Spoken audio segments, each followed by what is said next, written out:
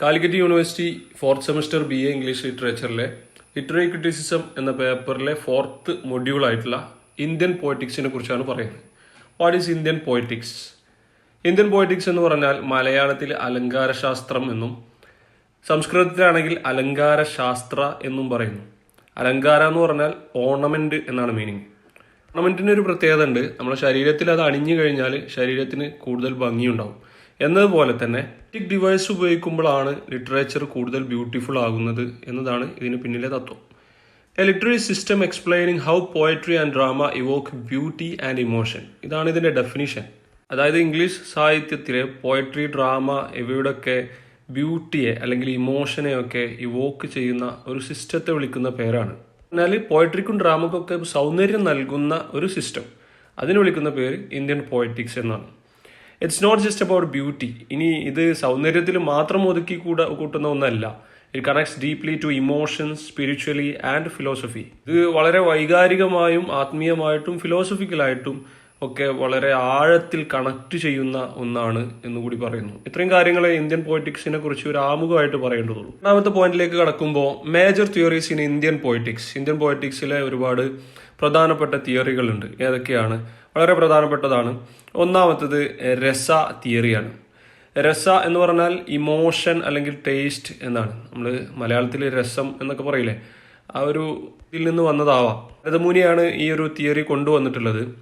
രസ എന്ന് പറഞ്ഞാൽ the emotional flavour or taste A reader or viewer experiences. Poetry വായിക്കുമ്പോൾ അല്ലെങ്കിൽ ഒരു ഡ്രാമ കാണുമ്പോൾ അതിന്റെ വ്യൂവറിന് എന്ത് ടേസ്റ്റ് ആണോ കിട്ടുന്നത്, ആ ഇമോഷണൽ ഫ്ലേവർ അല്ലെങ്കിൽ ഇമോഷണൽ ടേസ്റ്റിനെ വിളിക്കുന്ന പേരാണ് രസ എന്ന് പറയുന്നത്. അതായത് നമ്മളൊരു ഡ്രാമ കാണുകയാണ്, ആ ഡ്രാമ കാണുമ്പോൾ നമുക്ക് ഭയങ്കര സങ്കടമാണ് തോന്നുന്നതെങ്കിൽ അതിന്റെ ഇമോഷണൽ ഫ്ലേവർ അതാണ് രസ എന്ന് പറയുന്നത്, രസ തിയറി കൊണ്ട് ഉദ്ദേശിക്കുന്നത്. ഇപ്പോൾ ഉദാഹരണം, example, when you watch a sad movie and cry you are experiencing karunarasa. നമ്മളൊരു മമ്മൂട്ടിയുടെ വാത്സല്യം പോലെയുള്ള ഒരു മൂവിയൊക്കെ ഇരുന്ന് കാണുമ്പോൾ നമുക്കുണ്ടാകുന്ന രസ എന്ന് പറയുന്നത് കരുണാരസാണ്. നമുക്കറിയാം കരുണം എന്നൊക്കെ നമ്മൾ കേട്ടിട്ടുണ്ട്. ഇമോഷൻ ഓഫ് പിറ്റി അല്ലെങ്കിൽ ഒരു സോറോഫുൾ ആയിരിക്കും നമുക്ക് അപ്പോൾ ഉണ്ടാകുന്ന അനുഭവം, അല്ലേ? അതാണ് അവിടുത്തെ ഇമോഷണൽ ഫ്ലേവർ എന്നുകൊണ്ട് ഉദ്ദേശിക്കുന്നത്. അതാണ് അവിടുത്തെ രസ. Then Bharata identifies and 8 basic emotions sthayi bhavas which combine with. Bharatamuni 8 basic ഇമോഷൻസിനെ പരിചയപ്പെടുത്തുന്നുണ്ട്. സ്ഥായി ഭാവ എന്നാണ് അതിന് പറയാം. ആ 8 സ്ഥായി ഭാവങ്ങളും അടിസ്ഥാനപരമായിട്ട് താഴെ പറയുന്ന ഈ 3 ഭാവങ്ങളിൽ നിന്ന് വന്നതാണ്. ഒന്നാമത്തത് വിഭവ എന്നാണ്. വിഭവ എന്ന് പറഞ്ഞാൽ കോസ് ഓഫ് ഇമോഷൻ. അതായത് ഏത് ഇമോഷൻ വരികയാണെങ്കിലും ആ ഇമോഷൻ ഒരു കാരണം ഉണ്ടാവും. ഒരു ദേഷ്യം പിടിക്കാനാണെങ്കിൽ ആ ദേഷ്യം പിടിക്കാൻ ഒരു കാരണം ഉണ്ടാവും. കരയാനാണെങ്കിൽ കരയാനൊരു കാരണം, അല്ലേ? Cause of emotion. ഒരു സാഡ് സിറ്റുവേഷൻ ആവാം, അല്ലെങ്കിൽ ഭയങ്കര ഒരു സെലിബ്രേഷൻ ആവാം. സന്തോഷമാണെന്നുണ്ടെങ്കിൽ ഒരു സെലിബ്രേഷൻ, അങ്ങനെ എന്തെങ്കിലും ഒരു സിറ്റുവേഷൻ അവിടെ ഉണ്ടാവാം. രണ്ടാമത്തത് അനുഭവം എന്ന് പറഞ്ഞാൽ ഒരു ഫിസിക്കൽ റിയാക്ഷനാണ്. നമുക്ക് കോസ് ഓഫ് ഇമോഷൻ വന്നു, അതായത് ഒരു കാരണം ഉണ്ടായി, ആ കാരണത്തിന് ശേഷം ഒരു ഫിസിക്കൽ റിയാക്ഷൻ അവിടെ വരാം, അല്ലേ? ചിലപ്പോൾ ടിയർ, ഇപ്പോൾ നമുക്ക് കണ്ണുനീര് വരാം, അല്ലെങ്കിൽ ദേഷ്യം വരികയാണെങ്കിൽ ഫ്രോൺ, അല്ലേ? നമ്മൾ നെറ്റി ചുളിക്കുന്നത്, ഫിസിക്കലായിട്ട് നമ്മൾ റിയാക്ട് ചെയ്യും. മൂന്നാമത്തതാണ് വ്യഭിചാരി ഭവ എന്ന് പറയുന്നത്. വ്യഭിചാരി ഭവ എന്ന് പറഞ്ഞാൽ ടെമ്പററി ഇമോഷനാണ്. ഇതിലുണ്ടാവുന്ന ഫീലിങ്സ് എന്താണോ അതിനെ സപ്പോർട്ട് ചെയ്യുന്ന ഒരു മൂഡ് സ്വിങ്. അതായത് ഒരു പ്രൊട്ടാഗനിസ്റ്റോ അല്ലെങ്കിൽ ഒരു ആക്ടറോ എന്തോ ആവട്ടെ, അവർ ഈ 3 കാര്യങ്ങളിലൂടെ കടന്നു പോകുന്നുണ്ട് എന്നുള്ളതാണ്. വളരെ ചുരുക്കിയ ഒരു ഉദാഹരണം പറയുകയാണെങ്കിൽ, ദ പേഴ്സ്യൂട്ട് ഓഫ് ഹാപ്പിനെസ് എന്ന് പറയുന്ന ഒരു ഇംഗ്ലീഷ് ഫിലിം എല്ലാവരും കണ്ടിട്ടുണ്ടാവുമെന്ന് വിചാരിക്കുന്നു. ആ ഫിലിമിൽ അതിലെ ആക്ടർ ഒരുപാട് കാലത്തെ ജോലി അന്വേഷണത്തിന് ശേഷം അവസാനം ഒരു ജോലി തപ്പിപ്പിടിച്ച് അദ്ദേഹം ശരിയാക്കി എടുക്കുന്നുണ്ട്. ആ ജോലി കിട്ടിയതിന് ശേഷം അദ്ദേഹത്തിന്റെ ഒരു ഇമോഷണൽ രംഗം നമ്മൾ ഒരുപാട് കണ്ടതാണ്. ആ ഇന്റർവ്യൂ കഴിഞ്ഞ് ഇന്റർവ്യൂ ബോർഡ് മുതൽ ജോയിൻ ചെയ്യാൻ വേണ്ടിയിട്ട് പറയുമ്പോൾ ആക്ടർ അവിടെ നിന്ന് ഇറങ്ങിയിട്ട് പിന്നെ തെരുവിലേക്ക് ഇറങ്ങി ആളുകളുടെ ഇടയിലൂടെ ഒരു നടത്തമുണ്ട്. അതെല്ലാവരും അറിയുന്ന, എല്ലാവർക്കും പരിചിതമായിട്ടുള്ള ഒരു രംഗമാണ്. അവിടെ ഒരു കോസ് ഓഫ് ഇമോഷൻ ഉണ്ട്, അല്ലെ?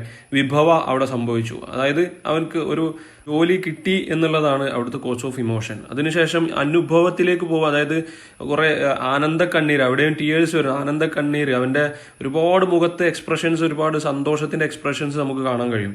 അതിലൂടെ പിന്നെ വ്യഭിചാരി ഭവയിലേക്ക് എത്തുകയാണ്, അല്ലെ? പിന്നെ ആളുകൾക്കിടെ ആ ക്രൗഡിൽ ഇറങ്ങി നിന്നിട്ട് കൈയടിച്ചിട്ടൊക്കെ പോകുന്നുണ്ട്. അതാണ് വ്യഭിചാരി ഭവ. അവിടെ ഒരു ടെമ്പററി ഇമോഷൻസ് ഒക്കെ അവിടെ കാണിക്കുന്നുണ്ട്. ഇങ്ങനെ നമുക്ക് ഒരുപാട് ഫിലിമുകളിൽ നിന്നൊക്കെ ഒരുപാട് ഉദാഹരണങ്ങൾ കിട്ടും. ഇത്രയേ ഉള്ളൂ രസ തിയറി എന്ന് പറയുന്നത്. രസ ഇമോഷൻ അല്ലെങ്കിൽ ടേസ്റ്റ് എന്നാണ് ഇതിന് ഭരതമുനിയാണ് ഇത് കണ്ടെത്തിയത്. പിന്നെ അതിന്റെ എക്സാമ്പിൾസും കാര്യങ്ങളൊക്കെ നമ്മൾ പറഞ്ഞു. ഇന്ത്യൻ പോയറ്റിക്സിലെ മേജർ തിയറീസിലെ രണ്ടാമത്തെ ഭാഗമാണ് പറയുന്നത് ധ്വനി. ധ്വനി എന്ന് പറഞ്ഞാൽ സജഷൻ എന്നാണ്. സജഷൻ തിയറി മുന്നോട്ട് വെച്ചിട്ടുള്ളത് ആനന്ദവർദ്ധന എന്ന് പറയുന്ന സ്കോളറാണ്. ഓക്കെ, ധ്വനി എന്ന് പറഞ്ഞാൽ നമ്മളെ മലയാളത്തിൽ സൂചിപ്പിക്കുന്ന പോലെ തന്നെ എക്കോ അല്ലെങ്കിൽ സജസ്റ്റീവ്നെസ് എന്നാണ് മീനിങ്.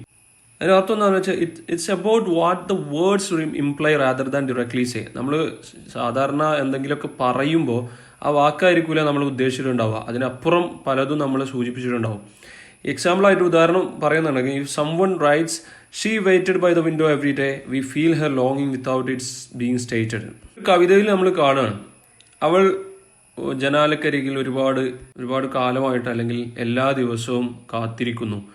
നമ്മളവിടെ മനസ്സിലാക്കേണ്ടത് വി ഫീൽ ഹെർ ലോങ്ങിങ് വിത്തൗട്ട് ഇറ്റ്സ് ബീങ് സ്റ്റേറ്റഡ്. അവൾക്ക് തൻ്റെ കാമുകനോടുള്ള ഇഷ്ടമാണ് അവിടെ സൂചിപ്പിക്കുന്നത്. എല്ലാ ദിവസവും ഒരാൾക്ക് വേണ്ടിയിട്ട് കാത്തു നിൽക്കുന്നു എന്ന് പറയുമ്പോൾ അതിൽ നമുക്ക് മനസ്സിലാക്കാവുന്നത് ലക്ഷ്യമുള്ള ഒരാളെ ഒരുപാട് കാത്തിരിക്കൂലല്ലോ. എല്ലാ ദിവസവും കാത്തിരിക്കണമെങ്കിൽ അത്രയും പ്രിയപ്പെട്ട ഒരാളായിരിക്കണം അല്ലെ. അവിടെ പറയാതെ പറയുന്നത് അവിടെ ലോങ്ങിങ് എന്നുള്ള വാക്കാണ്.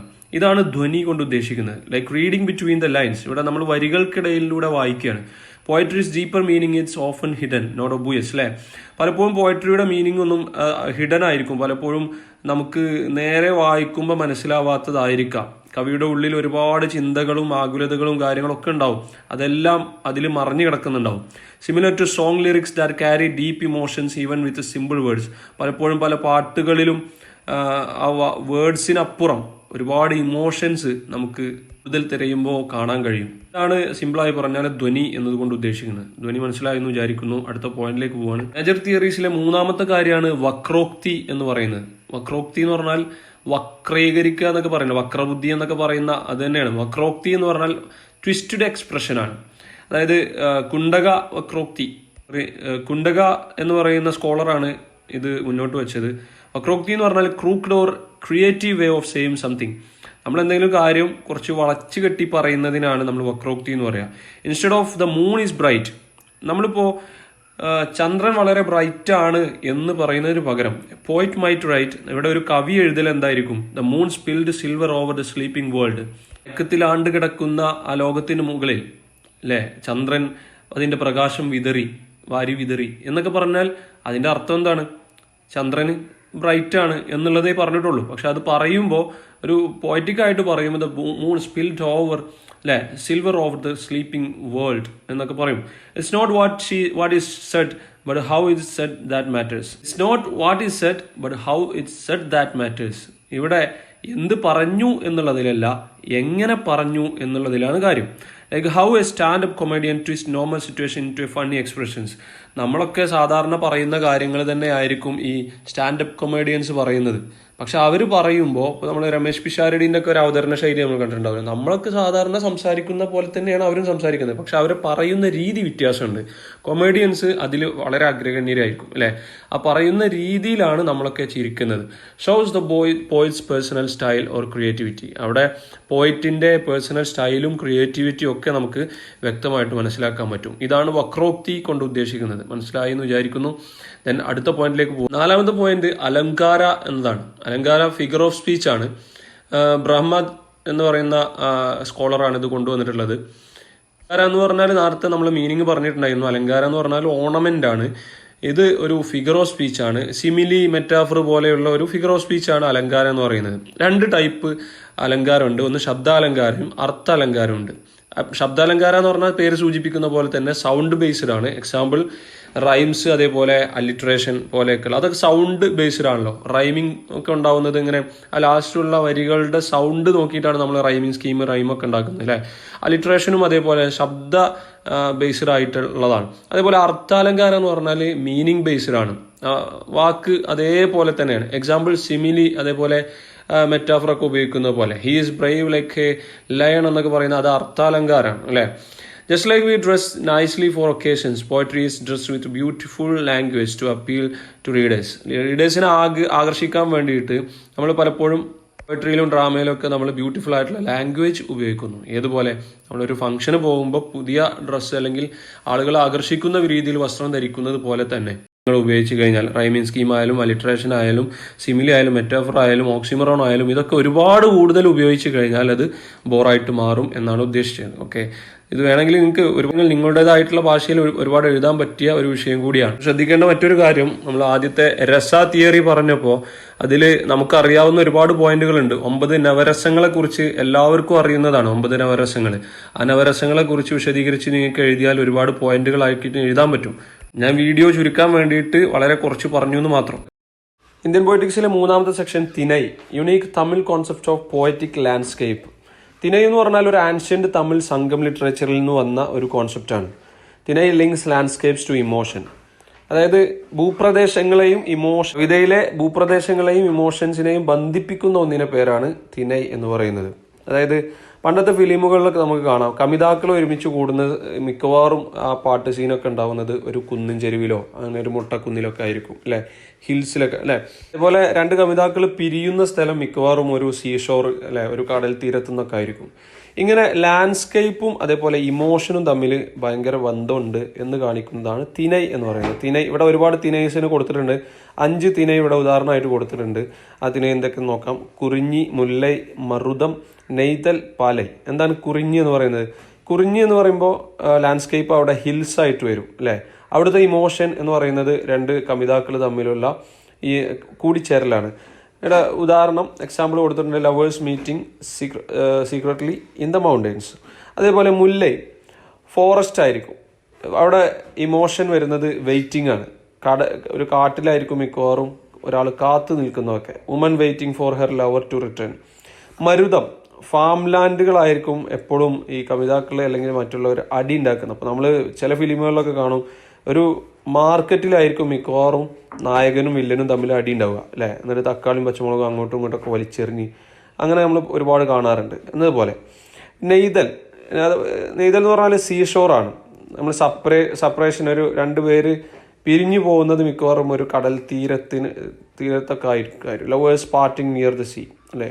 പാലൈ എന്ന് പറഞ്ഞാൽ ഡെസേർട്ട്, ഹാർഡ്ഷിപ്പിനെ കാണിക്കുന്നത്. ഇപ്പോൾ ആടുജീവിതം ഫിലിം കണ്ടവർക്ക് അറിയാം, ഹാർഡ്ഷിപ്പ് അത്രയും കഷ്ടപ്പാടിനെ കാണിക്കാൻ ഈ ഒരു മരുഭൂമിയോളം പോകുന്ന വേറെ ഒന്നുമില്ല. പെയിൻഫുൾ വെയിറ്റിംഗ് ഓർ ബിട്രയൽ ഇതിനൊക്കെ കാണിക്കാൻ വേണ്ടിയിട്ടാണ് ഈ ഡെസേർട്ടിനെ ഉപയോഗിക്കുന്നത്. അപ്പോൾ ഇത്തരം 5 ഉദാഹരണങ്ങൾ ഇവിടെ കൊടുത്തിട്ടുണ്ട്. ഇതിനെയാണ് ഈ ലാൻഡ്സ്കേപ്പിനെയും ഇമോഷനെയും ബന്ധിപ്പിക്കുന്ന ഒന്നിൻ്റെ പേരാണ് തിനൈ എന്നതുകൊണ്ട് ഉദ്ദേശിക്കുന്നത്. ഓക്കെ, ഇത്രയും മനസ്സിലായി എന്ന് വിചാരിക്കുന്നു.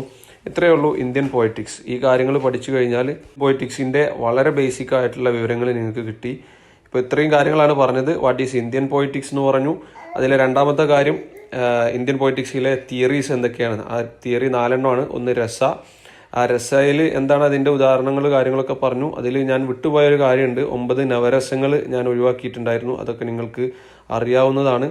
അതുപോലെ 2ാമത്തത് ധ്വനിയാണ്, 3ാമത്തത് വക്രോക്തിയാണ്, 4ാമത്തത് അലങ്കാര.